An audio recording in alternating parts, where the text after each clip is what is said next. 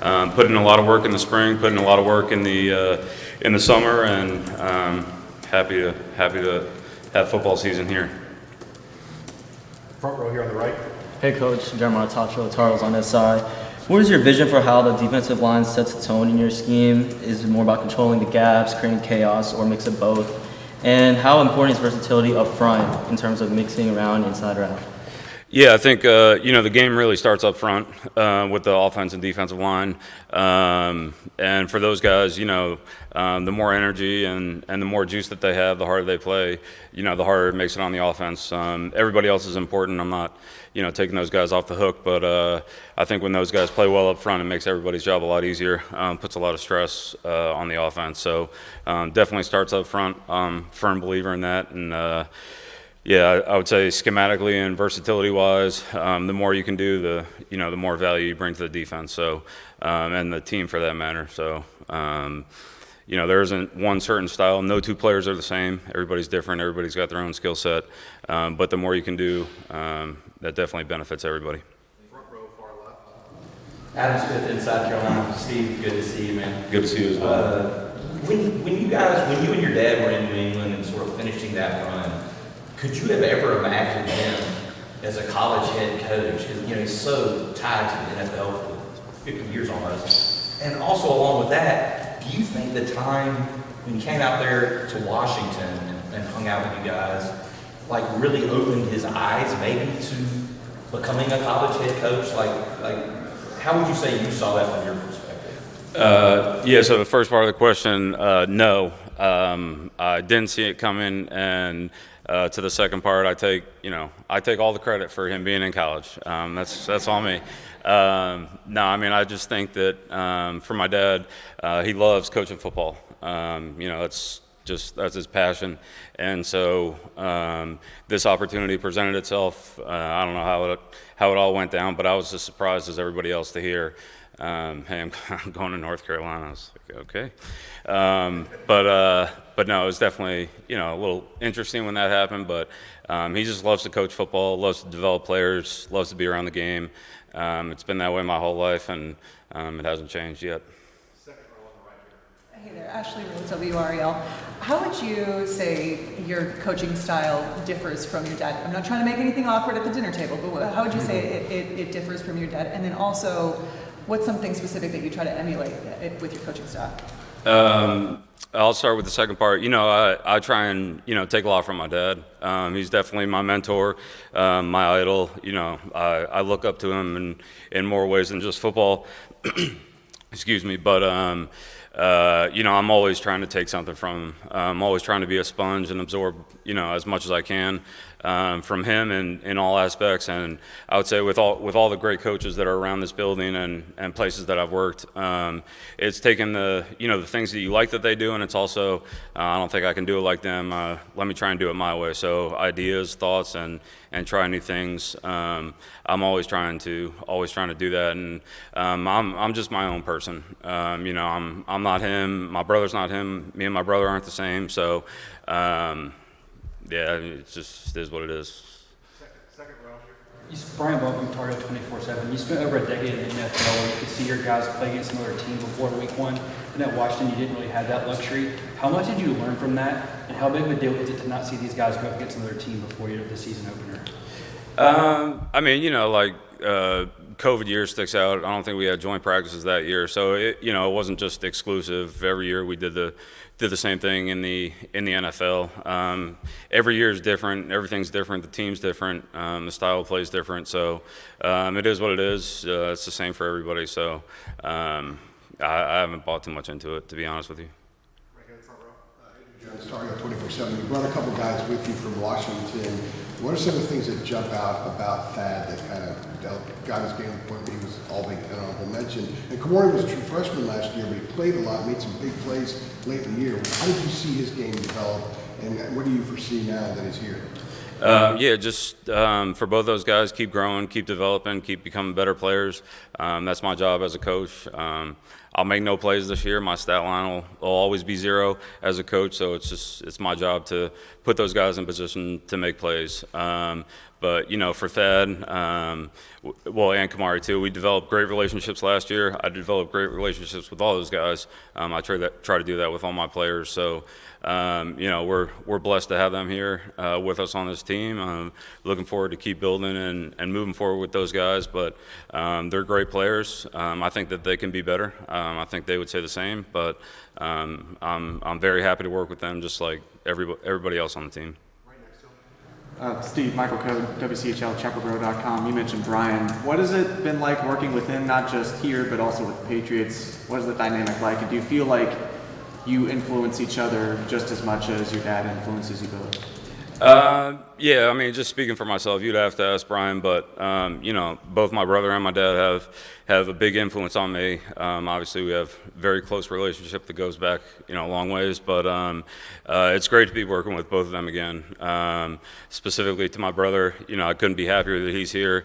He stayed in New England last year, and I left, but it was a tough year not being with him, not being with my dad, but definitely happy to work with my brother. We see a lot of the stuff the same. Grew up kind of the same way with the same, structure and development in terms of our coaching and how we see the game. So it's great to work with a person like that. All the other coaches on the defensive staff have been, they've been great also. I don't want to say anything about them. Those guys have completely embraced the system or have been part of the system in the past. So no, I love working with all the coaches. Not as much the offensive guys, but I love the defensive staff. Second row in the middle here. Tom Shanahan, All Sports Discussion. Your dad had an interesting answer earlier, talking about you guys always being around football. He said he never pushed you into coaching. Can you talk about that process? And he also said he would have to ask you if you had aspirations for another career. Can you talk about what brought you into coaching? Yeah, just being around the game. Being around the guys. Going all the way back to my grandpa, it's kind of, part of the family.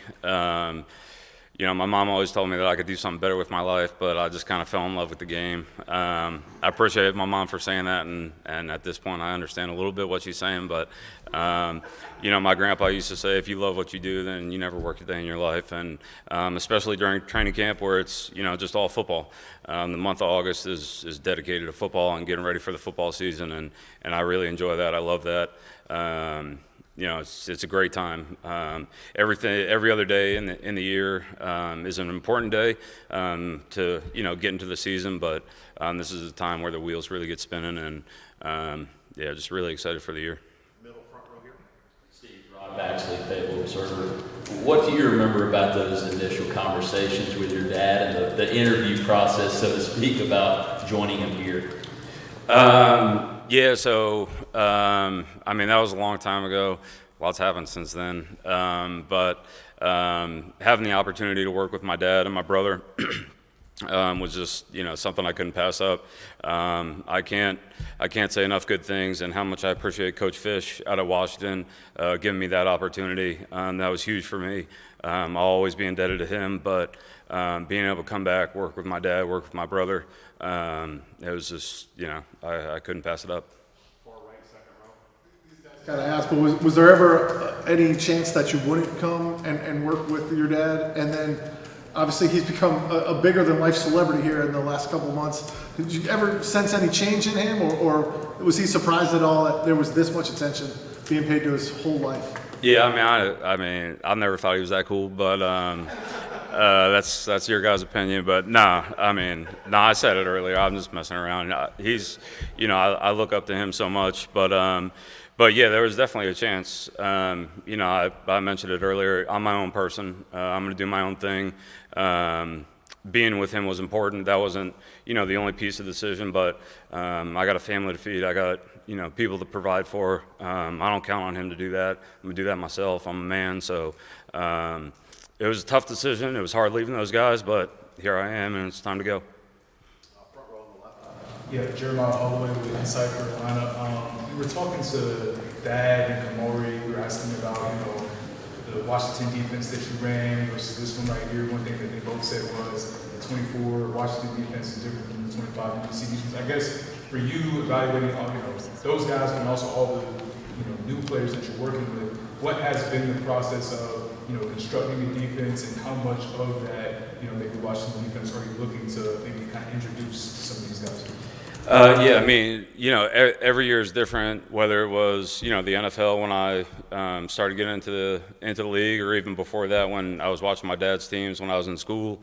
Every team's different. There's always going to be new players, new faces, and stuff like that.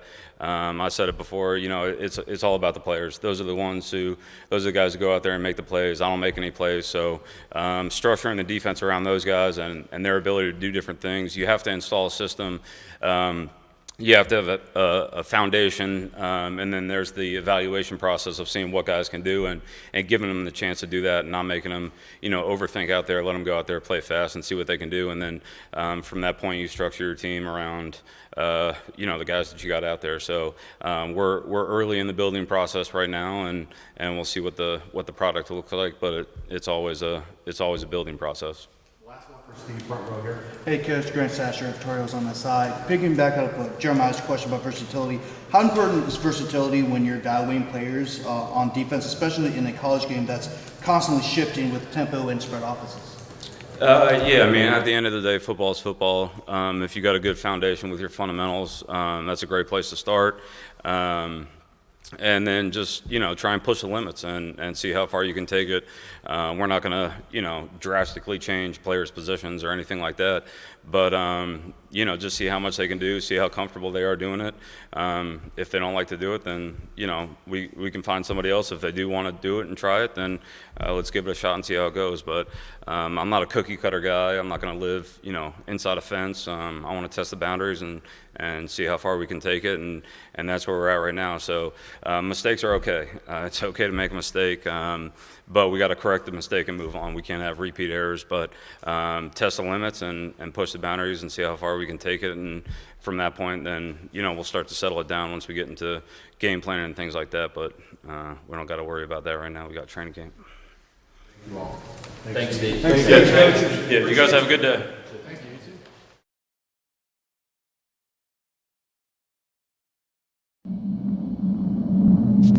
you.